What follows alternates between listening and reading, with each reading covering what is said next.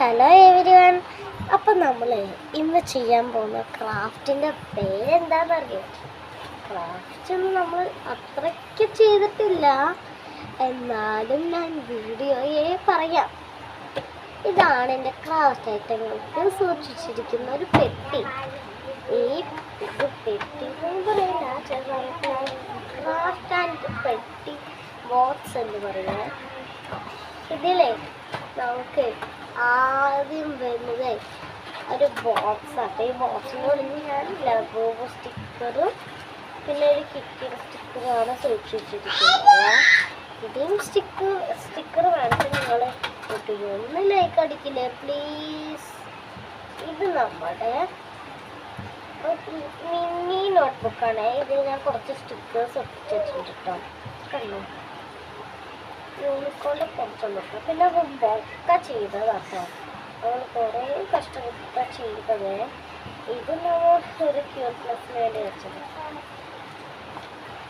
നിങ്ങൾക്ക് അനിയത്തി വെച്ച് കൊറിയർ കാണിച്ചല്ലേ, എന്നെ വിളിച്ചാൽ മതി കേട്ടോ, ഞാനത് ചെയ്തതാണ്.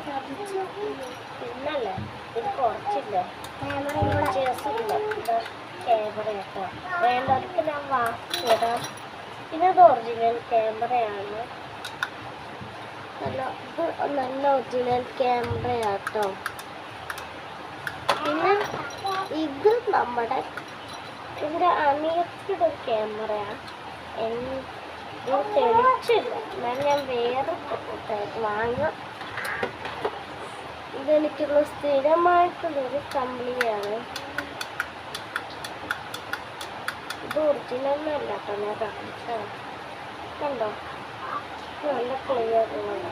അപ്പോൾ വേണ്ടത് ഒന്ന് പറയാം കേട്ടോ. അത്യാവശ്യത്തിന് ക്വാളിറ്റി ഉള്ളൊരു സാധനം കേട്ടോ. ഇതിൻ്റെ ഉള്ളിൽ കൂടെ ഒരു സ്ക്രീനും ഉണ്ട്. കണ്ടതിൻ്റെ ഉള്ളിൽ സ്ക്രീന്.